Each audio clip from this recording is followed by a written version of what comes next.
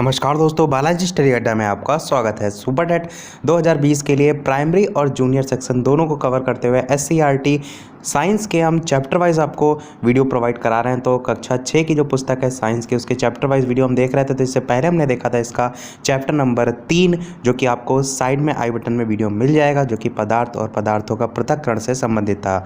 आज हम देखेंगे हमारा चैप्टर नंबर जो है वो 4, और चैप्टर नंबर हमारा 4 जो है वो है मापन। तो इसके अंतर्गत हम क्या सारी चीज़ें देखेंगे। सबसे पहले तो मापन की आवश्यकता क्यों है, फिर उसके बाद द्रव्यमान, लंबाई, क्षेत्रफल, आयतन, समय, ताप का मापन और उसके मापन के जो है वो उपकरण। ये जो आपका पॉइंट है ये सबसे ज़्यादा इंपॉर्टेंट है, जहाँ से आपके प्रश्न पूछे जाते हैं। और तीसरा और लास्ट हो जाएगा मापन में जो विभिन्न युक्तियाँ हैं उसका जो प्रयोग किया जाता है। तो चलिए शुरू करते हैं। चैप्टर देखेंगे हम पूरा, फिर हम कमेंट देखेंगे जिसने जिसने पिछले वाले पार्ट में जो यानी कि पिछला वाला चैप्टर था उसमें जिसने उत्तर दिया था, जिसने जिसने सही, क्योंकि हम प्रत्येक वीडियो में एक प्रश्न पूछते हैं और एक लास्ट में हम प्रश्न भी आपसे पूछेंगे, पूरे चैप्टर से ही संबंधित होगा। तो आप ध्यान से इसको समझिएगा। चलिए शुरू करते हैं। तो सबसे पहले बात करते हैं मापन की आवश्यकता। तो किसी भी भौतिक राशि, चाहे वो द्रव्यमान हो, चाहे वो लंबाई हो, समय हो, ताप है, इन आदि जो जितनी भी आप कह सकते हैं भौतिक राशि हैं, इनकी सही जानकारी प्राप्त करने के लिए ही हमें मापन की आवश्यकता होती है। साधारण सी डेफिनेशन है, आप समझ भी रहे हैं। इन सभी की माप हमें सही प्राप्त करनी है, इसीलिए मापन की आवश्यकता होती है। चित्र के माध्यम से थोड़ा सा देखते हैं।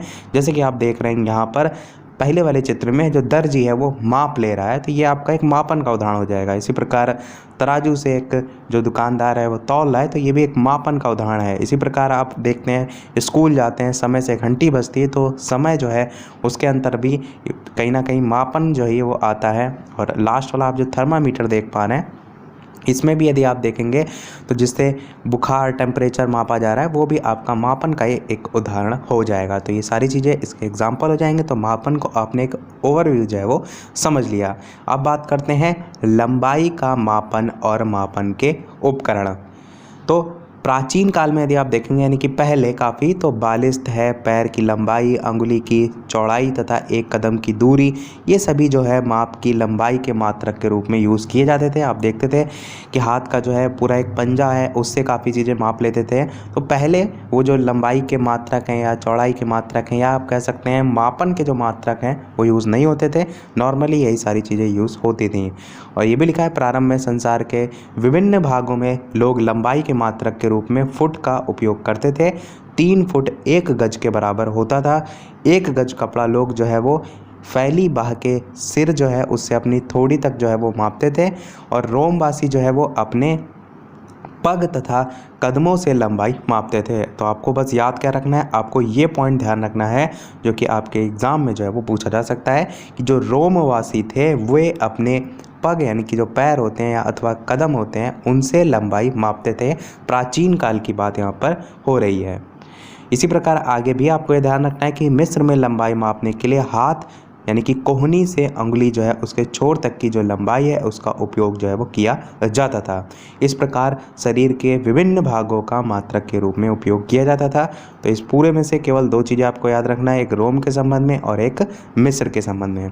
आगे बात करें, परंतु प्रत्येक व्यक्ति जो है उसके शरीर की माप समान जो है वो नहीं हो सकती। अतः वर्ष 1790 में फ्रांसीसियों ने मापन की एक मानक प्रणाली की रचना की जिसे मीट्रिक पद्धति कहते हैं।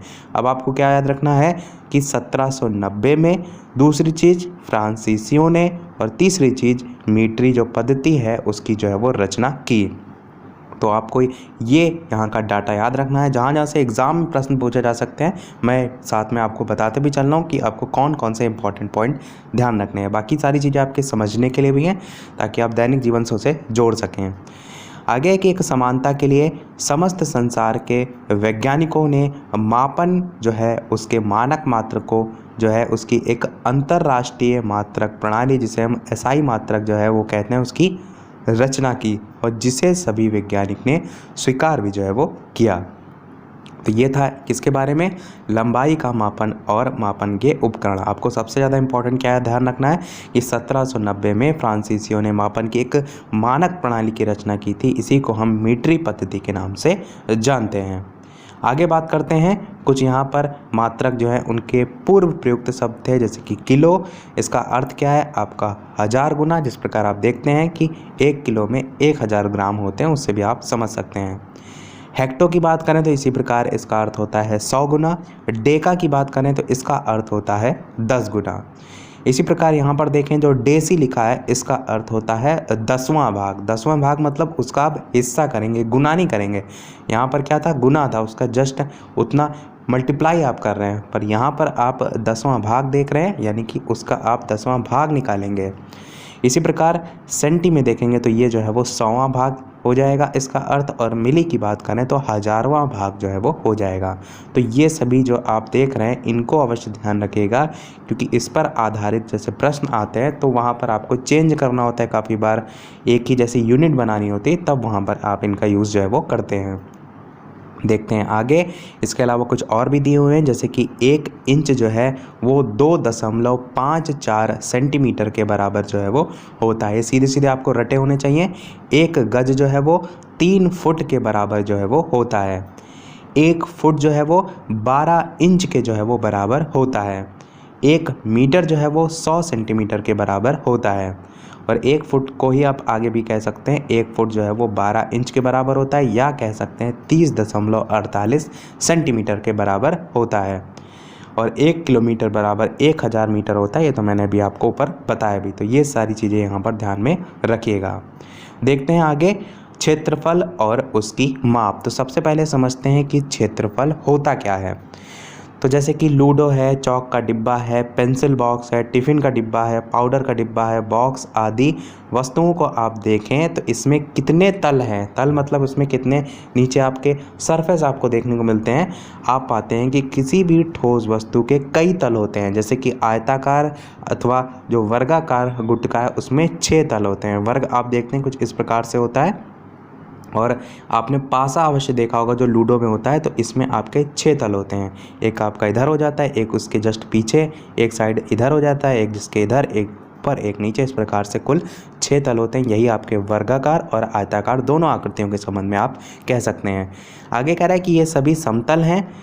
चित्र भी था उसमें, परंतु चित्र मैंने यहाँ पर नहीं लगाया, कि कमरे में बिछाई जाने वाली जो दरी है उसका फैलाव कमरे के क्षेत्रफल के बराबर होना चाहिए। अतः किसी जो सतह है उसका फैलाव ही उसका क्षेत्रफल है। तो सिंपल सी भाषा में एक लाइन में लिखा हुआ है कि किसी भी सतह का जो फैलाव है वही उसका क्षेत्रफल है। और क्षेत्रफल की माप की यदि बात करें तो आयताकार ठोस वस्तुओं के तल का क्षेत्रफल उसकी लंबाई और चौड़ाई के गुणनफल के बराबर जो है वो होता है। और आयताकार तल की लंबाई और जो चौड़ाई है बराबर होने पर जो तल का आकार है वो वर्गाकार हो जाता है। तो ये तो इनके बारे में सिंपल सी बात है। इसके संबंध में आपको फॉर्मूला सारे रटे होने चाहिए, वो यहाँ पर आप देख लीजिए कि किसी आयताकार सतह का क्षेत्रफल उसकी लंबाई तथा चौड़ाई के गुणनफल के बराबर होता है। ये मैंने आपको बताया। आपको याद क्या रखना है, आयत का क्षेत्रफल क्या होता है, लंबाई गुणे चौड़ाई। वर्गाकार तल का क्षेत्रफल क्या होता है, तो भुजा की लंबाई का स्क्वायर, या डायरेक्ट भुजा स्क्वायर भी आप बोलते हैं, और इसी को आप ए स्क्वायर करके भी लिखते हैं। क्षेत्रफल का मानक मात्रक जो होता है वो वर्ग मीटर, या कह सकते हैं मीटर स्क्वायर जो है वो होता है। ये भी ध्यान में रखिएगा। जैसे आप आंसर निकालते हैं कि आपको प्रश्न में आयत का क्षेत्रफल निकालना है, लंबाई प्रश्न में दे रखी है, चौड़ाई दे रखी है, तो जो क्षेत्रफल निकल के आएगा उसके बाद आप मीटर स्क्वायर लिखेंगे। जैसे कि 32 आपका क्षेत्रफल निकल के आया तो उसके बाद आप मीटर स्क्वायर लिखेंगे, तब आपका आंसर जो है वो कंप्लीट होता है। ये मीटर स्क्वायर क्यों होता है, क्योंकि जो लंबाई है इसका मात्रक मीटर होता है, चौड़ाई जो है इसका मात्रक मीटर होता है। जब मीटर को मीटर से गुणा करेंगे तो मीटर स्क्वायर आपका आता है। तो यही आपका यहाँ पर मात्रक जो है वो लिखा हुआ है। आपने समझा सारी चीज़ों को। चलिए देखते हैं आगे बात करते हैं। अब खेत का जो क्षेत्रफल होता है प्रायः किस मात्रक में हम नापते हैं। तो खेत का क्षेत्रफल जो है आपका डेसिमल, एकड़, एयर और हेक्टेयर में नापा जाता है। सबसे पहले तो आपको ये चारों जो है वो पता होना चाहिए। अब किसमें कौन कौन से मात्रक होते हैं इन सभी को आप एकदम रट के रखिए। और इसके अलावा वीडियो पसंद आ रहा हो तो वीडियो को लाइक भी अवश्य कर दीजिएगा, ताकि मैं आपको आगे भी इसी प्रकार चैप्टर कराता रहूँ। और कोई भी प्रश्न आपका यहाँ से आए तो आप डेफिनेटली जो है वो कर ले जाएँ। तो एक लाइक तो आपका वीडियो पर बनता ही है। चलिए देखते हैं आगे कि एक एयर जो है वो किसके बराबर होता है, तो 100 मीटर स्क्वायर के बराबर होता है। एक हेक्टेयर की बात करें तो ये आपका 100 एयर के बराबर होता है, या कह सकते हैं 100 गुणे 100 मीटर स्क्वायर भी आप इसे लिख सकते हैं। और जब आप गुणा करेंगे तो 10,000 मीटर स्क्वायर आपका हो जाएगा। ये जितनी भी चीज़ें यहाँ पर आप देख रहे हैं, लेखपाल जो चकबंदी लेखपाल का है, राजस्व लेखपाल में भी आता है, परंतु चकबंदी लेखपाल में ये सारी चीज़ें बहुत पूछी जाती हैं। हालांकि अभी राजस्व लेखपाल की वैकेंसी आने वाली बात थी, परंतु कोई क्लियर नहीं हुआ है। परंतु जो भी राजस्व लेखपाल का भी पेपर आएगा उसमें भी ये सारी चीज़ें पूछी जाती हैं, तो वहाँ भी आपको हेल्प करेगी। तो इनको अच्छे से पढ़ लीजिएगा यदि आप वो पेपर देंगे। एक डेसिमल की बात करें तो वो 40 मीटर स्क्वायर के बराबर जो है वो होता है। आगे बात करें तो डेसिमल के अतिरिक्त जो खेत है उसका क्षेत्रफल रकबा एकड़ में भी जो है वो मापा जाता है, तो एकड़ को ही रकबा कहते हैं। तो ये भी ध्यान रखिएगा किस में मापा जाता है। और एक एकड़ जो है वो 100 डेसिमल के बराबर होता है। इसी को मीटर में यदि चेंज करेंगे तो 4000 मीटर स्क्वायर आपका हो जाएगा। और एक हेक्टेयर की बात करें तो 2.5 एकड़ के बराबर जो है वो होता है। सीधे सीधे ही यहाँ से प्रश्न पूछ लिया जाता है कि एक हेक्टेयर में जो है वो कितने एकड़ होते हैं, और 4 ऑप्शन में अलग अलग आपको एकड़ में जो है वो देख रखे होंगे। और लेखपाल के ही आप प्रीवियस ईयर पेपर उठा के देखेंगे तो वहाँ पर एक बार 1 बीघा कितने बिस्वा के बराबर होता है ये पूछा गया था, तो 20 बिस्वा के बराबर जो है वो होता है। तो इस टाइप से प्रश्न काफ़ी पूछे जाते हैं। चलिए देखते हैं अब अपने अगले पॉइंट की तरफ। अगला पॉइंट है आपका आयतन और उसकी माप। तो अपने आसपास की वस्तुएं जो है उनको यह जानने के लिए ध्यान से देखिए कि कौन सी वस्तु कम जगह और कौन सी वस्तु अधिक जगह घेरती है। तो आप पाएंगे कि जो छोटी वस्तुएं हैं वो कम स्थान घेरेंगी, जाहिर सी बात है, और जब बड़ी वस्तुएं हैं वो अधिक स्थान घेरेंगी। तो आपको ध्यान कहाँ से रखना है, यहाँ से ध्यान रखना है कि किसी वस्तु द्वारा घेरे गए स्थान को उस वस्तु का आयतन जो है वो कहते हैं। ये आपको पता होना चाहिए आयतन होता क्या है।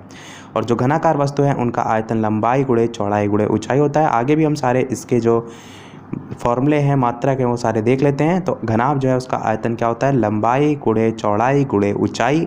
घन का आयतन क्या होता है, तो भुजा की लंबाई का होल क्यूब, या हम कह सकते हैं भुजा क्यूब, या इसी को हम डायरेक्ट ए क्यूब करके भी जो है वो लिख सकते हैं। और आयतन का जो मानक मात्रक होता है ये अवश्य ध्यान रखिएगा, घन मीटर या कह सकते हैं मीटर क्यूब जो है वो होता है। इससे पहले मैंने आपको बताया था वर्ग का अलग पूछ लिया जाता है, और आयतन यानी कि घन जो है इसका जो है वो मात्रक अलग पूछ लिया जाता है। तो दोनों आप ध्यान में रखिएगा।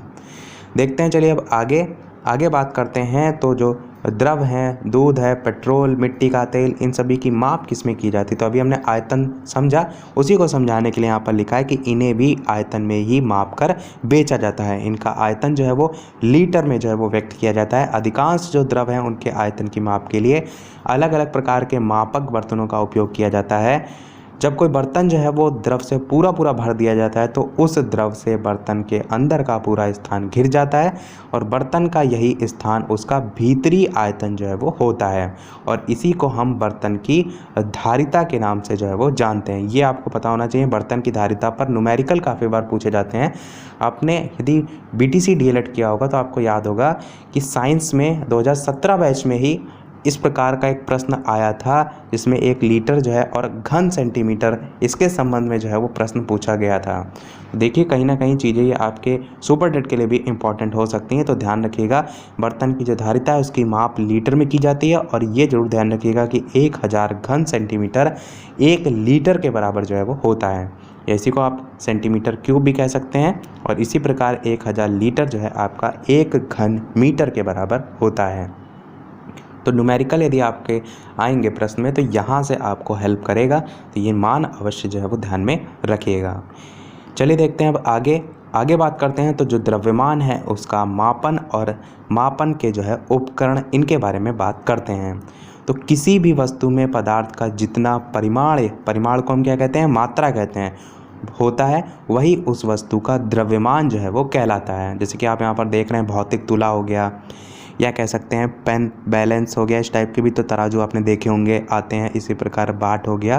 तो ये सभी आपके द्रव्यमान है उसको जो है वो परिभाषित कर रहे हैं। और एक समानता के लिए जो समस्त संसार है उसमें अंतर्राष्ट्रीय मानक मात्रक प्रणाली यानी कि एसआई यूनिट का उपयोग किया जा रहा है, जो कि मैंने स्टार्टिंग में आपको बताया था कि एक समानता के लिए समस्त संसार के जो वैज्ञानिक हैं उन्होंने मापन जो है उसके मात्रक के लिए एक अंतर्राष्ट्रीय मात्रक प्रणाली यानी कि एसआई मात्रक की रचना की थी, जिसे सभी वैज्ञानिक ने स्वीकार भी किया था। आगे लिखा है जो द्रव्यमान है इसका मानक मात्रक क्या होता है, तो किलोग्राम होता है। आप देखते हैं कोई भी चीज़ आप खरीदने जाते हैं तो किलो में खरीदते हैं, तो यही लिखा है, इसी को संक्षेप में किग्रा से जो है वो व्यक्त किया जाता है। आगे बात करते हैं कुछ मात्रक किसके किसके बराबर हैं, तो जैसे 1 किलोग्राम जो है 1000 ग्राम के बराबर होता है, 100 किलोग्राम आपका 1 कुंतल के बराबर होता है, 10 कुंतल जो है वो 1 टन यानी कि मीट्री टन आप कहते हैं जिससे उसके बराबर होता है, और इसी प्रकार ग्राम से भी छोटी इकाई मिलीग्राम होती है, तो 1 ग्राम 1000 मिलीग्राम के बराबर होता है। तो देखिए ये तीनों तो अमूमन आपने अवश्य सुने होंगे, परंतु ये ध्यान रखिएगा कि 1 ग्राम 1000 मिलीग्राम के बराबर होता है और 10 कुंतल जो है वो 1 टन के बराबर होता है। ये दोनों आपने नहीं सुने होंगे, बाकी 1 किलोग्राम और कुंटल जो है आपने अवश्य सुना होगा। चलिए देखते हैं अब आगे आप बात करते हैं समय के मापन के संबंध में। तो समय के मापन में आपको चित्र देखना है, जैसे कि दीवार घड़ी के माध्यम से आप समय का मापन करते हैं, टेबल घड़ी होती है आपकी, डिजिटल घड़ी होती है जिसमें आपकी जो सुइयाँ हैं वो नहीं होती हैं, उसमें जो नंबर होते हैं लिख के आते हैं, और इसी प्रकार बालू घड़ी होती है। इसके संबंध में आपको क्या ध्यान रखना है, ये ध्यान रखना है कि समय की अवधि का मापन सेकंड, मिनट, घंटा, दिन, माह अथवा वर्ष में जो है वो किया जाता है। किसी में भी किया जाता है, डिपेंड ये करता है कि आप किस चीज़ का मापन जो है वो करना चाह रहे हैं। और इसके साथ साथ सबसे इम्पॉर्टेंट पॉइंट समय के संबंध में कि समय का मानक मात्रक सेकंड होता है। मोस्ट इम्पॉर्टेंट पॉइंट है, इसको एकदम रट के रखिएगा, क्योंकि जब ऑप्शन में आपको सेकंड के अलावा मिनट, सेकंड के अलावा कह सकते हैं दिन, या सेकंड के अलावा घंटे, ये सब देखने को मिलता है, तब वहाँ पर आप कंफ्यूज हो जाते हैं। परंतु समय का मानक मात्रक जो है वो सेकंड जो है वो होता है, ये ज़रूर जो है वो ध्यान में रखिएगा। और डिजिटल घड़ी के बारे में मैंने आपको बता ही दिया कि उसमें जो है वो जो सुई होती हैं वो अब नहीं होती हैं, वो ऊपर मैंने चित्र भी आपको दिखा दिया। अब बात करते हैं हमारा लास्ट पॉइंट इस चैप्टर का, डॉक्टरी थर्मामीटर। इसके बाद हम देखेंगे सभी के कमेंट जिसने उत्तर सही दिया था, और लास्ट में एक प्रश्न हम आपसे भी पूछेंगे इस पूरे टॉपिक से। तो इसके अलावा वीडियो अभी तक आपने लाइक ना किया हो तो लाइक अवश्य कर दीजिएगा, इसके साथ साथ चैनल पर नए आए हो तो सब्सक्राइब भी अवश्य कीजिएगा, और बेल आइकन भी प्रेस अवश्य कर लीजिएगा ताकि नोटिफिकेशन भी मिलते रहें। और ये वीडियो हम देख रहे हैं डेली शाम 8 बजे अभी का जो समय, तो लाइव आकर भी आप देख सकते हैं। और टेलीग्राम चैनल से यदि आप नहीं ऐड है तो डिस्क्रिप्शन में भी आपको लिंक मिल जाएगी, या डायरेक्ट भी बालाजी स्टडी अड्डा सर्च करके टेलीग्राम पर आप सर्च करके ऐड हो सकते हैं। तो चलिए देखते हैं हमारा लास्ट डॉक्टरी थर्मामीटर। तो आपने देखा होगा चित्र, तो अवश्य देखा होगा, डॉक्टरी थर्मामीटर आप साइड में देख पा रहे हैं। तो आपको ध्यान क्या रखना है इसके विषय में, वो हम यहाँ पर देख लेते हैं कि थर्मामीटर में आपको ताप मापने का एक मापक्रम स्केल भी दिखाई देगा। उपयोग किए जाने वाला या जो मापक्रम है वो सेल्सियस स्केल है, जिसे 0 डिग्री सेल्सियस जो है उसके द्वारा दर्शाते हैं। और डॉक्टरी थर्मामीटर से हम 35 डिग्री सेल्सियस से लेकर 42 डिग्री सेल्सियस तक के ही माप सकते हैं। सबसे मेन आपको यही ध्यान रखना है, क्योंकि इस टाइप की जो न्यूमेरिकल वैल्यू होती है ये आपसे प्रश्न में पूछी जाती है। आगे भी लिखा है कि डॉक्टरी थर्मामीटर को केवल मानव शरीर का ताप मापने के लिए ही डिज़ाइन किया गया है। मानव शरीर का सामान्य ताप कितना होता है ये भी काफ़ी बार पूछा जाता है, तो 37 डिग्री सेल्सियस होता है। और इस 37 डिग्री सेल्सियस को फ़ारेनहाइट में चेंज करने को भी प्रश्न पूछा जाता है, जिसका मैं फॉर्मूला आपको ऑलरेडी इससे पहले बता चुका हूँ। ये भी लिखा है, ध्यान रहे कि माप को इसके मात्रक के साथ ही व्यक्त जो है वो किया जाए। यह आवश्यक नहीं कि प्रत्येक व्यक्ति के शरीर का सामान्य ताप 37 डिग्री सेल्सियस ही हो, ये कुछ अधिक अथवा कुछ कम भी जो है वो हो सकता है आसपास के टेम्परेचर या वातावरण के हिसाब से। तो हमारा पूरा चैप्टर जो है ये कंप्लीट होता है। जितनी सारी इंपॉर्टेंट चीज़ें थी वो मैंने यहाँ पर बता दी, उनको साथ साथ में याद करते चलिए। अभी आपके पास समय है, फिर देखेंगे हम इसके आगे अगला वाला चैप्टर। अब चलिए देख लेते हैं पिछले वाले वीडियो में जो मैंने प्रश्न पूछा था उसका उत्तर किसने किसने सही बताया है। तो वहाँ पर ऑप्शन जो है वो बी सही था, ऊर्ध्वपातन। तो जो शशांक है उनका उत्तर यहाँ पर गलत है। भावना जो है कुशवाहा उत्तर सही है इनका। अवनी जो है इनका भी सही है, ऊर्ध्वपातन। इसी प्रकार विनीत का भी उत्तर सही है। अंजू साइनी ऑप्शन बी सही है। साइना ऊर्ध्वपातन सही है। लिम्पी ऑप्शन बी सही है। योगेंद्र भी सही है। अहमद हुसैन भी सही है। अंजू जो है इनका भी ऑप्शन सही है। सोनू का भी ऑप्शन सही है। इसी प्रकार प्रेरणा का ऑप्शन सही है। रिंकी त्रिपाठी इनका भी ऑप्शन बिल्कुल सही है। अंकुर दीक्षित जो है, वंदना यादव इनका भी ऑप्शन सही है। साधना भारती जो है इनका भी ऑप्शन सही है। मालती मौर्य ऊर्ध्वपातन सही है। प्रिया रॉय ऑप्शन बी बिल्कुल सही है। रुचि सिंह जो है इन्होंने लिखा हुआ है कपूर और नमक को ऊर्ध्वपातन विधि द्वारा अलग किया जाता है, बिल्कुल सही है। रोमित सिंह जो है ऊर्ध्वपातन सही है। नूर हसन जो है वो ऊर्ध्वपातन विधि से बिल्कुल सही है। और अगला और लास्ट श्वेता दीक्षित जिन्होंने भी ऑप्शन बी बिल्कुल सही दिया है। तो ये सभी लोगों के आंसर जिन्होंने जो है वो दिया था। अब देख लेते हैं इस वीडियो का प्रश्न। जैसे कि सभी वीडियो में हम आपसे एक ना एक प्रश्न पूछते हैं। इस वीडियो का आपके लिए प्रश्न ये है कि 1 फुट कितने सेंटीमीटर के बराबर होता है। इस चैप्टर में जो सारी चीज़ें बताई उन्हीं से मैंने प्रश्न उठाया है। 10 सेंटीमीटर, 2.54 सेंटीमीटर, 30.48 सेंटीमीटर या 25 सेंटीमीटर। आप चाहें तो ऑप्शन ABCD टाइप करके भी बता सकते हैं या न्यूमेरिकल वैल्यू है डायरेक्ट भी टाइप करके वीडियो के मेन कमेंट में टाइप करके बता सकते हैं। तो सभी लोग अपना उत्तर वीडियो के मेन कमेंट में टाइप करके अवश्य बताइएगा। तो इसी के साथ हमारे आज का चैप्टर भी समाप्त होता है। आज की वीडियो में इतना ही। वीडियो पसंद आया हो तो लाइक अवश्य कीजिएगा, नए हैं चैनल पर तो सब्सक्राइब जरूर कीजिएगा। चलिए मिलते हैं अगले वीडियो में नए टॉपिक के साथ। तब तक के लिए नमस्कार। Thank you for watching.